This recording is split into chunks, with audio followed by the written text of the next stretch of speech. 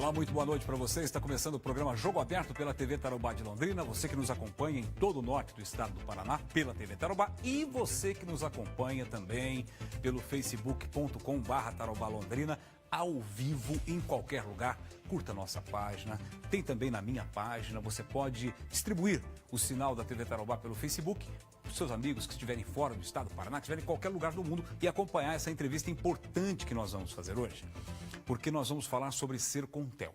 Quem nos acompanha, quem acompanha o jornalismo da TV Tarobá, sabe a situação em que está a Companhia Telefônica de Londrina, a Sercontel, que teve decisões importantes esta semana. Quem participou de reuniões e tem informações a nos passar é o deputado estadual Tiago Amaral, do PSB, que está conosco hoje no programa. Tiago, boa noite.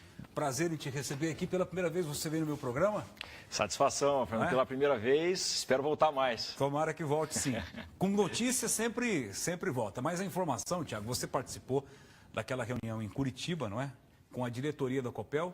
Só para a gente situar o nosso telespectador, a Copel foi chamada às falas porque é sócia, ainda que minoritária, da Sercontel, para dizer o seguinte: olha, o que vocês podem fazer para ajudar? Eu sei que você teve um papel nisso, governador, prefeito e tudo mais. Qual é a informação que você traz em relação à Copel? Bom, boa noite a todos, é um prazer estar aqui contigo. Veja, como você muito bem colocou, né? Essa reunião nossa em Curitiba, ela foi um desenrolar, na verdade, de outras reuniões, mas principalmente a reunião que tivemos com o governador Beto Richa na prefeitura no sábado à tarde. Essa reunião participou o prefeito Marcelo Bellinati, deputado Alex Canziani, governador Beto Richa, Tiago Amaral e o presidente da Sercontel, o Haddad. E nessa reunião nós apresentamos ao governador uma das ações que são fundamentais, na verdade, para a recuperação da empresa, né? E uma delas é a contratação de uma consultoria, né? Uma empresa especializada do ramo que possa, na verdade, analisar cenários e sim apresentar à própria Sercontel as alternativas possíveis para recuperar a sua viabilidade, não é? Então essa é uma das demandas e uma das outras demandas naturalmente seria a possibilidade de mais investimentos por parte da Copel para a melhoria da tecnologia da nossa Sercontel. Então nós desdobramos isso, fomos a Curitiba, tivemos uma reunião muito produtiva, não é? Também contamos com a participação de mais deputados e nós apresentamos à Copel essas nossas demandas. Eles dali levaram essa solicitação nossa à diretoria, não é? Ao conselho da diretoria, e nós tivemos uma sinalização extremamente positiva, que pode ser um marco na minha avaliação, inclusive, para esse processo de recuperação, que a Copel irá sim custear a contratação dessa consultoria. Uma consultoria extremamente cara, porque nós estamos falando de uma das Big Five do mundo, né? Entre elas, uma Price, por exemplo, sim, que a tendência é que seja uma desse nível, não é? Então, são consultorias caras que hoje o caixa da própria Sercontel talvez tivesse dificuldades de arcar, não é? E qual a importância disso? Sem essa consultoria, qualquer plano de recuperação, Fernando, que seja construído, ele será baseado em fatores talvez não confiáveis. Então, como é que você vai levar isso para investidores, como, por exemplo, a própria Copel? Como é que você vai apresentar a Copel e solicitar que ela faça aporte de recursos e de investimento, que a empresa ela é saudável, que a empresa tem viabilidade, que, portanto, ela vai gerar lucros e não atrair dívidas, como é o caso hoje, sem que a gente tenha essa base. Ou seja, a Copel não pode jogar dinheiro fora, né? Não pode, Só ninguém que tem pode, um detalhe, né, Tiago? A Copel também tem plena consciência que se a Sercontel parar, se a Sercontel for cassada pela Anatel ou não, tiver sua concessão cassada, a Copel também terá problemas, porque as dívidas que a Sercontel tem são compartilhadas com a Copel.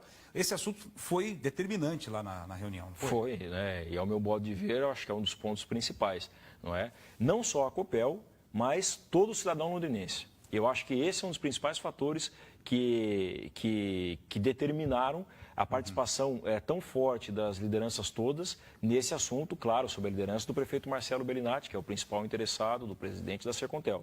Mas veja, hoje há uma expectativa de que a dívida da Sercontel ela está pelo menos em 300 milhões de reais, a dívida consolidada, não é? A Copel, para vocês terem uma ideia, ela já sabe que a responsabilidade dela nesse processo seria em torno de 180 milhões. Não é? Então, é claro, quando a Copel faz uma análise de que se a Sercontel continuar do jeito que está, e, portanto, ter decretado a sua caducidade da concessão, que é o fim da sua concessão, o que seria, consequentemente, na minha avaliação, praticamente o fim da Sercontel, que esses 180 milhões de reais deveriam ser custeados também pela Copel. Então, a partir desse momento, nós estamos falando aqui de dinheiro bom, que seria recursos da própria Prefeitura de Londrina e da própria Copel, sendo utilizados em algo ruim, não é? Que é para pagar a conta podre. Então, o que a gente precisa, e é claro, a Copel percebe isso, sabe que é muito melhor e muito mais importante participar desse processo na reestruturação da Sercontel, contratando uma consultoria e estabelecendo um plano de recuperação, do que, obviamente, ficar esperando o fim da empresa para pagar simplesmente uma conta, não é? Claro que a Copel, é importante dizer, a Copel está hoje em um processo de revisão de todos os seus investimentos, todas as suas empresas, não é? Mas ainda assim, eles sabem que esse é um fator determinante pela participação deles nesse processo de recuperação. Tá. Quanto vai custar, ou quanto que a Copel poderá investir nessa consultoria? Isso não foi tratado ou estabelecido, né? Pelo menos na reunião que nós participamos, não.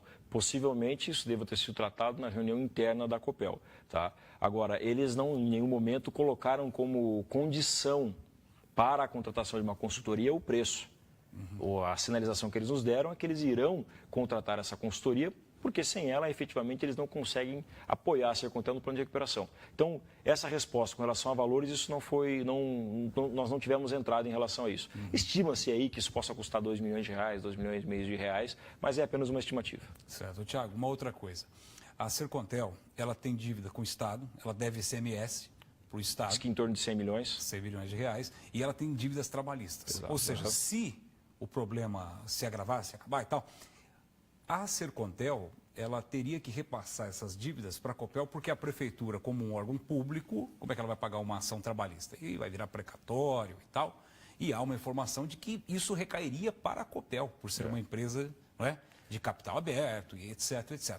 Isso também foi discutido com o presidente da Copel naquela reunião que vocês estiveram? Nem precisou ser discutido. Eles mesmos já reconhecem a responsabilidade que eles têm em relação a isso. Eles colocaram isso, não é?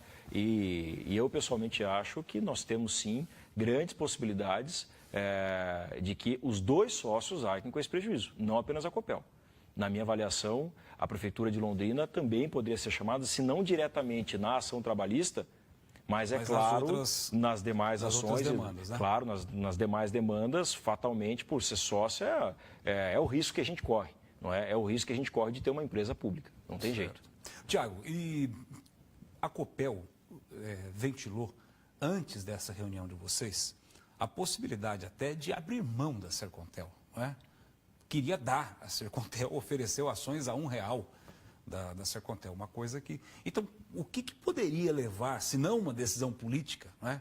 A Copel a retomar isso como uma coisa palpável, uma coisa plausível, contratar uma consultoria e ainda ter a possibilidade, se essa consultoria indicar, de transformar a Sercontel numa outra empresa? A plena consciência de que o problema também é dela, de que o problema vai recair sobre ela. Não é? É claro, é importante destacar, o governador Beto Richa, ele tem todos os esforços possíveis, tem orientado a própria Copel a receber as reuniões da Sercontel, em participar em todas as ações, ele mesmo se prontificou a isso. Mas é o que eu disse, não é hora da gente trazer essa discussão apenas e tão pequena para o campo político, porque a decisão não é política. A decisão, ela parte sim para o convencimento de um conselho gestor da Copel, que, como todos nós sabemos, é formado inclusive por participantes privados e que estão lá com interesse na remuneração e nos lucros que a Copel pode dar. Isso é importante, não está em discussão isso é importante. Mas é claro que eles querem que a Copel faça investimentos que deem retorno à própria Copel, ou que, no mínimo, não levem prejuízo, ou que possam minimizar os riscos de prejuízo. E eu acho que é nesse segundo fator que a gente tem plenas condições, é claro, de sensibilizar a Copel. Não é? Então, acho que são 2 pontos. O primeiro, estabelecer essa consultoria que apresente um plano de recuperação efetivamente viável e, somado a isso, o fato de que, se a Copel não participar na elaboração desse plano e não vier, inclusive, a ajudar com esses investimentos ou na busca por esse capital, que quem vai ter que arcar com essa conta é a própria Copel, não é? Então, é natural, ao meu modo de ver, que nós vamos apelar, na verdade, para a consciência e para a lógica dos próprios acionistas e também de quem comanda a Copel. O peso do voto dos acionistas numa reunião dessa de diretoria, num conselho desse, é muito grande? É grande. Pode influenciar? É grande e, sem dúvida nenhuma, vai influenciar. Sem dúvida nenhuma. Até porque, veja bem, o conselho e os gestores e a diretoria da Copel está suscetível a prestações de contas, porque é uma empresa que tem capital público. Então, toda empresa que tem capital público, ela é fiscalizada pelo Tribunal de Contas e pelos órgãos de controle externo, certo? Então, o que se avalia não é se a atuação, se a ação da Copel, ela é uma ação apenas boazinha, não é? Se é uma ação bacana. Ela quer saber o seguinte, se as decisões que os gestores da Copel e que os conselheiros da Copel tomaram deram prejuízo ou lucro para a entidade. Porque se deram prejuízo, eles vão apurar a responsabilidade de cada um nessa geração desse prejuízo. Isso vai acontecer. Nós estamos vendo isso acontecer com a própria Petrobras. A Petrobras tomou decisões complexas que trouxeram a ela resultados extremamente danosos e aqueles que fazem parte desse conselho estão sendo responsabilizados pelos órgãos de controle. Então, aqui não é diferente, é a mesma coisa. Então, não adianta esperar que apenas porque é uma boa ação, não é? Em fazer investimentos aqui na Sercontel, que isso será aceito pelos órgãos de controle de forma natural. Isso só será recepcionado por eles desde que isso venha coberto por uma decisão técnica respaldada por ações, por fatores lógicos. Não é? E para mim a lógica é essa.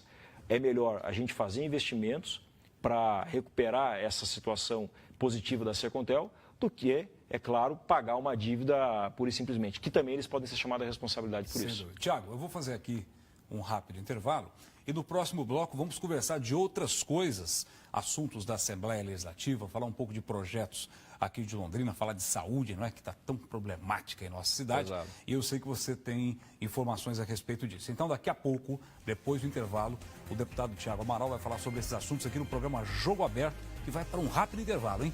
Não desliga, não mude de canal, nós já voltamos.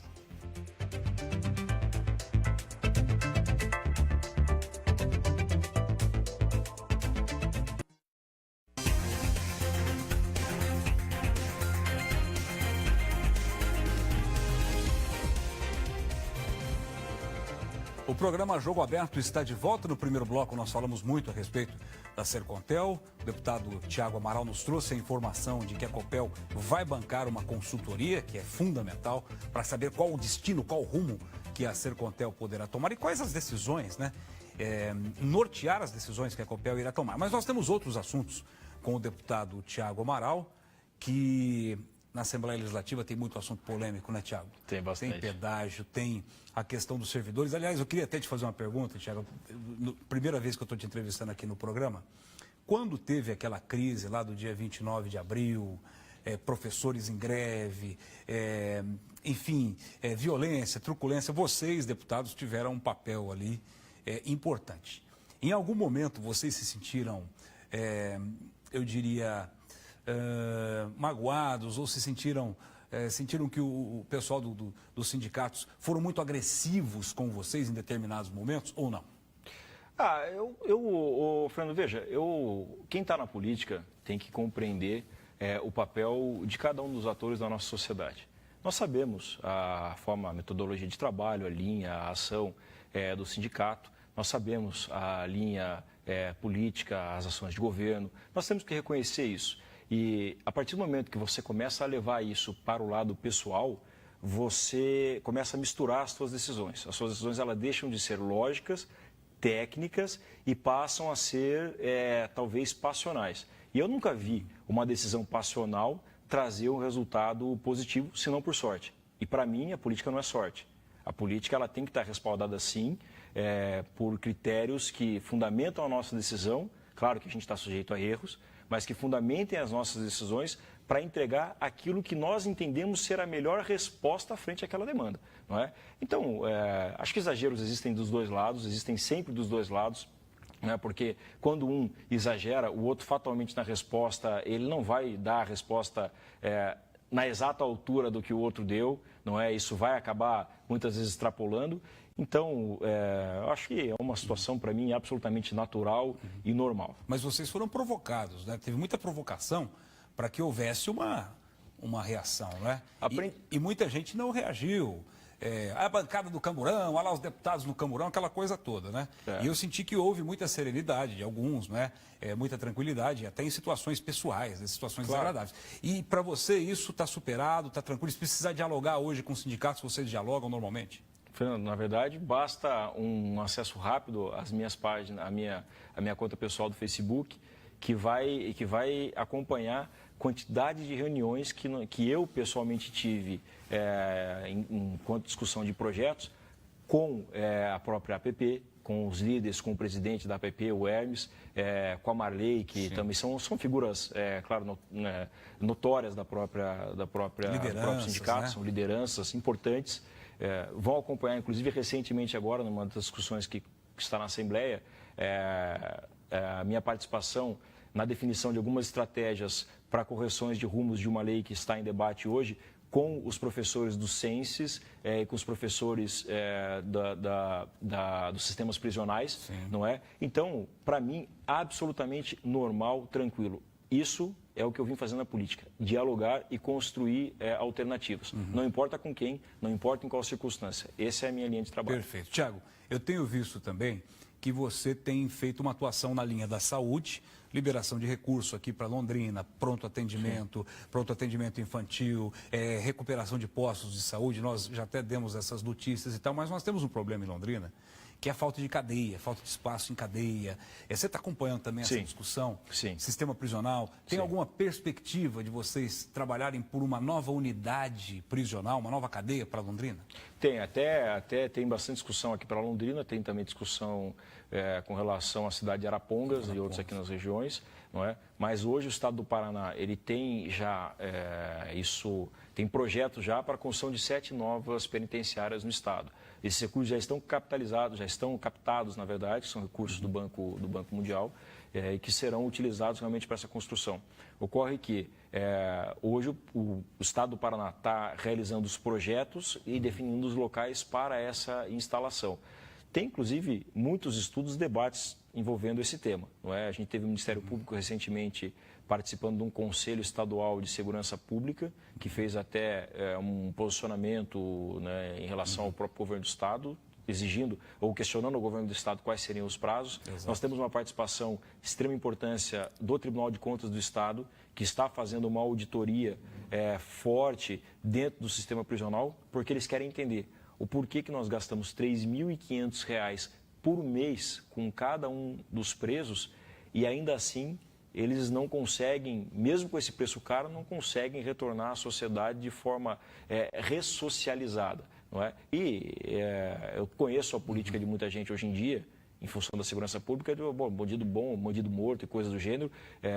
Sem entrar nesse mérito, eu quero dizer o seguinte: o que a gente tem que exigir é a eficiência do gasto público. Então, se você gasta R$ 3.500 em um preso, o mínimo que você tem que esperar é que isso seja suficiente para ressocializá-lo. É mais que uma que se gasta com o aluno, não é? A pergunta que não quer calar: se nós pagássemos uma bolsa de R$ 3.500 para esses apenados, será que eles também estariam incorrendo em crimes? Claro que alguns sim, mas será que pelo menos 80% deles estariam fora disso? Não é?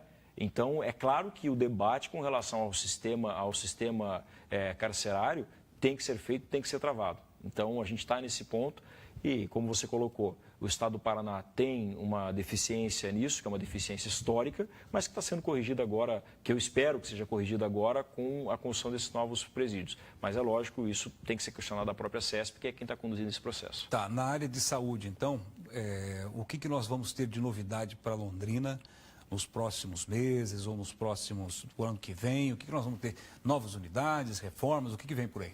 Expectativa, veja, até na primeira entrevista que eu dei para você, Fernando, quando eu ganhei, foi quando eu tive o resultado na minha eleição, a gente falava, você me perguntou quais seriam as suas bandeiras. Eu disse para você, olha, eu acho que não é hora de políticos falarem sobre bandeiras.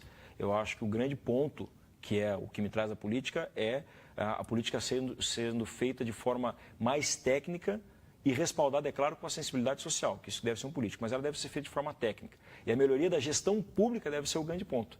Não é? Deve ser esse o grande fator.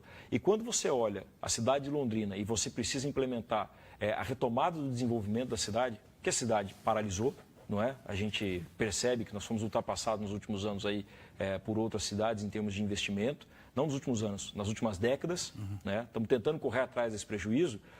Dois fatores são fundamentais: infraestrutura, que é o que viabiliza, cria um ambiente mais favorável à atração de novas empresas e a melhoria do ambiente interno aqui de desenvolvimento, mas um outro fator fundamental, também para a instalação de empresas e, consequentemente, desenvolvimento, é a saúde pública. Porque a partir do momento que a saúde está deteriorada, a qualidade de vida do cidadão diminui. E a perspectiva que a gente tem de levar ao desenvolvimento, de fazer com que a cidade volte a avançar, cai. Não é? Então, a gente sabe hoje dos problemas seríssimos que a gente tem de falta de espaço em UTIs aqui em Londrina. Não é? Hoje, falta de vagas. Falta de vagas de UTIs, falta de leitos, inclusive intermediários. Nós temos essa dificuldade e, portanto, ela atende à necessidade que a gente tem da melhoria da gestão. Não é? Então, entre essas ações, outras são fundamentais, como, por exemplo, o fortalecimento do sistema básico. Não é? Que, fortalecendo o sistema básico, a gente diminui, na verdade, a demanda por vagas em hospitais. Você tendo um posto de saúde bom, resolve ali preventivamente. Perfeito. E às vezes evita que o cidadão vá ocupar um leito. Exatamente isso, exatamente isso. Porque se nós formos toda vez investir em construção de hospitais, não há recurso público e não há tributo suficiente para arcar com essa política. Não há, não é? E quem paga isso é o cidadão. Então, é claro, os investimentos que devem ser feitos agora é para a melhoria da qualidade desse sistema básico. Não apenas isso, obviamente, mas nesse momento sim. Então, foram liberados agora quase 2 milhões de reais, que vão ser suficientes para reformar mais 3 unidades básicas aqui em Londrina. Nós sabemos já que o prefeito Marcelo e o secretário Felipe já estão também programando recursos para recuperar outras 18 unidades básicas, além dessas 13, junto ao governo do estado, que nós conseguimos viabilizar o recurso. Além disso, um dos pontos mais importantes é o PAI, que é o pronto atendimento infantil, não é? Que jamais recebeu uma reforma à altura da sua demanda. Hoje o PAI é responsável por 300 atendimentos por mês das nossas crianças aqui. Nós conseguimos mobilizar agora, em conjunto com o prefeito, junto ao governador, 3 milhões de reais, que já estão aprovados. Falta a aprovação do projeto, que inclusive eu protocolei ele há 2 semanas atrás, mas isso já está tramitando. Temos ainda por frente, que é uma luta que a gente está trabalhando, que a gente acredita conseguir algum resultado, a reforma da maternidade infantil, né, que é conhecida aqui como mãe, a Lucila Balalai, também que deve gerar, e a reforma está avaliada hoje em 4.800.000. O prédio está para ser interditado. Exatamente. Está feio aquilo lá. Então, já tem parte desse recurso viabilizado junto ao governo federal e a gente quer tentar viabilizar junto ao governo do estado mais 2,5 milhões de reais. Perfeito. Tem a construção do Hospital Zona Oeste, que é uma das expectativas. Sim, também que a gente tem trabalhado bastante, faz agora de ajuste de terreno, enfim.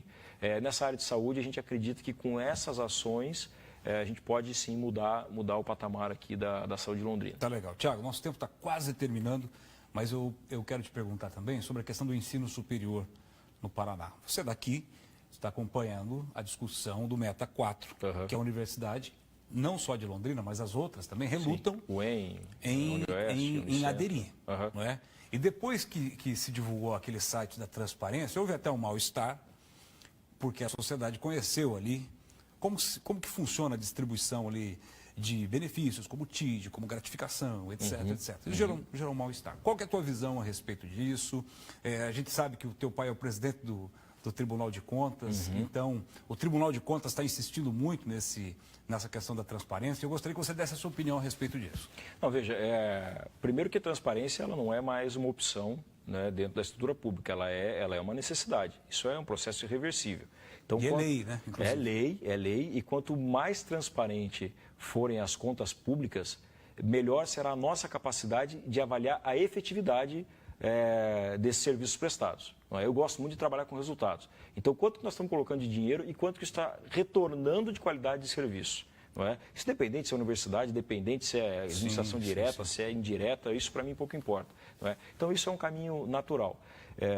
Eu vejo que quanto mais fácil for para o cidadão e para todos nós conhecermos os números e entendermos por que uma gratificação é dada, por que que determinado agente recebeu aquele acréscimo salarial. Exatamente. Por que aquele... Se faz jus, né? Claro, por que aquele, eventualmente, agente receba o tempo integral de dedicação exclusiva, que é o TID? Quais projetos estão sendo elaborados em relação a isso? Eu acho que isso é fundamental. E veja, não vejo nenhum professor, nenhum agente que se negue a isso. Não é? Não há. Eu penso assim, é uma discussão que ela tem que chegar a um cabo, não é? E que ela está longe de ser apenas um processo de discussão de transparência, não é? Eu acho que faz parte esse acirramento de ânimos, porque a gente conhece a história dos movimentos, inclusive dentro das universidades. Eu acho que isso faz parte do processo, ninguém pode fechar os olhos para isso, né?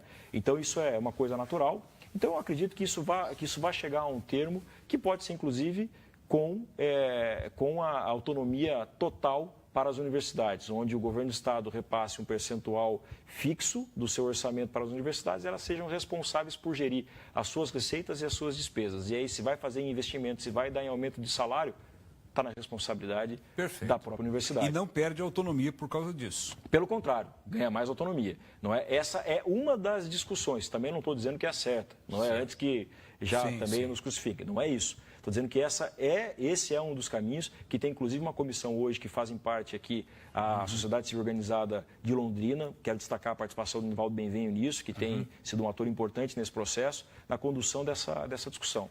Né? Então, enfim, eu acho que o caminho é esse, a melhoria da transparência, aumento da transparência, que acho que ninguém sai perdendo, não. Tiago, muito obrigado pela tua presença aqui no programa. Vou deixar um convite para você vir mais vezes no programa, não só você, mas os outros deputados que representam Londrina, para fazer esse bate-papo aqui no programa, que é aberto para isso mesmo, para a gente conversar sobre as coisas que estão aí na pauta do dia do Estado. Muito obrigado, Tiago. Eu que agradeço e quero voltar aqui para tratar sobre 2 pontos. Infraestrutura, que não deu tempo hoje, e colégio da Polícia Militar, que é uma nova metodologia de ensino, um novo sistema de ensino que nós estamos trazendo de forma pioneira lá de Curitiba aqui para a cidade de Londrina. Só tem Curitiba.